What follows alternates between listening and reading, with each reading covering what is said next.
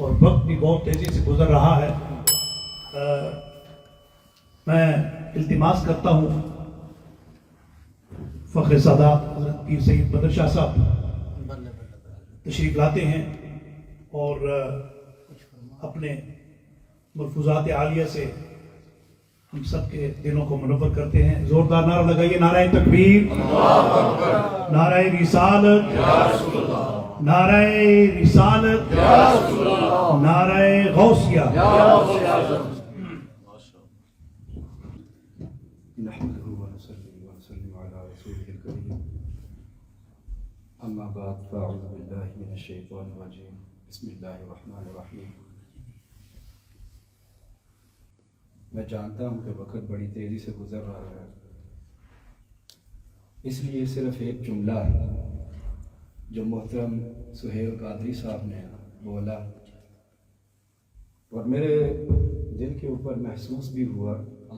سہیل قادری صاحب نے یہ فرمایا رسمی محافل، اس کے اوپر تھوڑی سی میں بات کرنا چاہوں گا.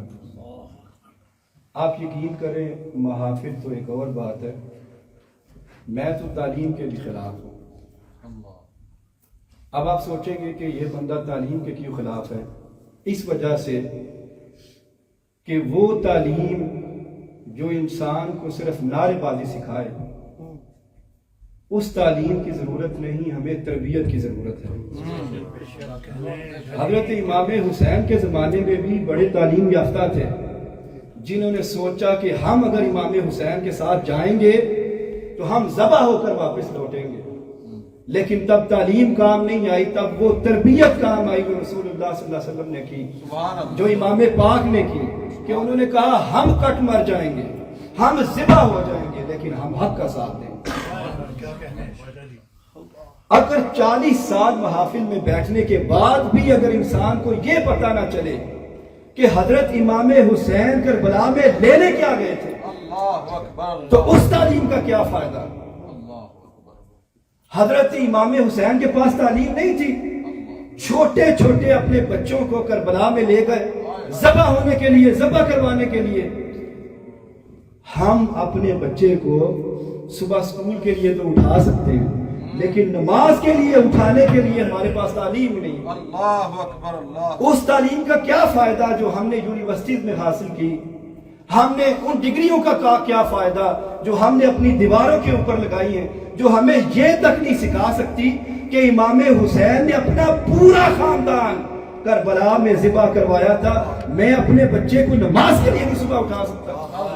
نعرہ تکبیر، نعرہ رسالت، نعرہ حیدری. اور معذرت کے ساتھ آخری بات وہ یہ کہ آج کی اس محفل سے اٹھ جانے کے بعد بھی اگر ہمارا دل گھبرائے کہ ہم نے اپنے بچے کو نماز کے لیے نہیں اٹھانا، تو مجھے بتائیں وہ کون سا پیار ہے، وہ کون سی محبت ہے امام پاک کے ساتھ جو ہم یہاں بیٹھ کر بتا رہے ہیں اور بیان کر رہے ہیں.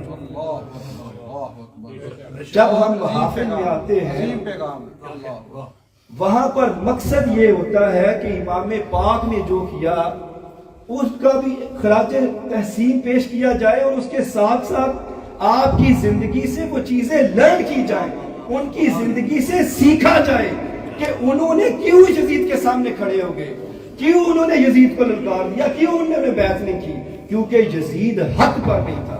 اور صرف اتنا نہیں، اپنے پورے کنبے اپنے خاندان کو لے کر گئے اور ذبح کروا کے ہمیں یہ پیغام دیا کہ اگر رہنے والی کوئی چیز ہے تو وہ خدا ہے. سبحان اللہ.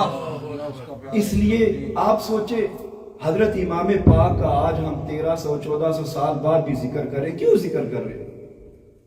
کیونکہ انہوں نے اللہ اور اپنے نانا کے دین کے لیے نہ صرف اپنی جان دی، اپنے بچوں کی بھی جان دی. آپ بتائیں ہم اپنے بچوں کو 50 سال کی زندگی گزارنے کے لیے 17 سال یونیورسٹی بھیجتے ہیں. میں نہیں چاہوں گا کہ میرے بچے کا بھی 1400 سال بعد ذکر ہو، میرے بچے کا بھی 100 سال بعد ذکر ہو. ہم کیسے مسلمان ہیں؟ ہمارے دل میں یہ باتیں سن کے وہ شمع کیوں نہیں روشن ہوتی؟ ہمارا دل اس ایمان کے ساتھ کیوں نہیں منور ہوتا؟ ہم کیوں نہ چاہیں کہ میرا بھی ایک ایسا بچہ ہو جو عالم دین ہو اور وہ یہاں کھڑے ہو کر رسول اللہ صلی اللہ علیہ وسلم کے دین کا چراغ لوگوں کے دلوں میں روشن کرے. سبحان اللہ. اور میں انتہائی شکر گزار ہوں. اور یہ آخری کلمات ہے، اس کے بعد میں اجازت چاہوں گا. غلام دستگیر شاہ صاحب، آپ یقین کریں میں ان کے ساتھ جب بیٹھتا ہوں، ان کی باتیں سنتا ہوں، ہر دفعہ ان کی باتوں میں صرف ایک چیز ہوتی ہے، میں کس طرح اپنی کمیونٹی میں ڈیلیور کروں، میں اپنی کمیونٹی کے بچوں کو رسول اللہ کے دین کی طرف میں کیسے لے کر آؤں. کبھی بچوں کی کلاس ہو رہی ہے، کبھی کڈز کلب ہو رہا ہے، کبھی بچیوں کے لیے پروگرام ہو رہے ہیں. کس لیے وہ کر رہے ہیں؟ کس لیے وہ کر رہے ہیں؟ امام حسین نے کس لیے کیا تھا؟ آج کا پیغام یہی ہے کہ جب ہم محافل میں آج آئے ہیں اور آگے بھی جائیں گے انشاءاللہ، تو لرن کرنے کی کوشش کریں. آپ یقین کریں، صرف ایک بات اگر ہم نے کسی محفل سے بھی پک کر لی، اس کو لرن کیا، تو نہ یہ کہ ہم اس زندگی میں کامیاب ہوں گے، بلکہ ہم اس زندگی میں بھی کامیاب ہوں گے جو ہمیشہ ہمیشہ کے لیے. وآخر دعوانا الحمدللہ.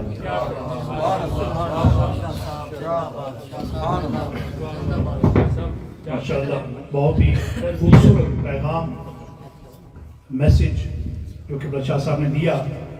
اللہ رب ذوالجلال ہمیں اس پر عمل کرنے کی توفیق عطا فرمائے. میں بھی پڑھ رہا تھا جو شاہ صاحب نے یہ پیغام دیا.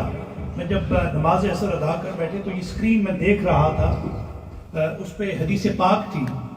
یہی پیغام تھا کہ منافق کی کیا نشانی ہے کہ وہ عشاء اور فجر کے لیے مسجد میں نہیں آئے گا، ایک نشانیوں میں سے.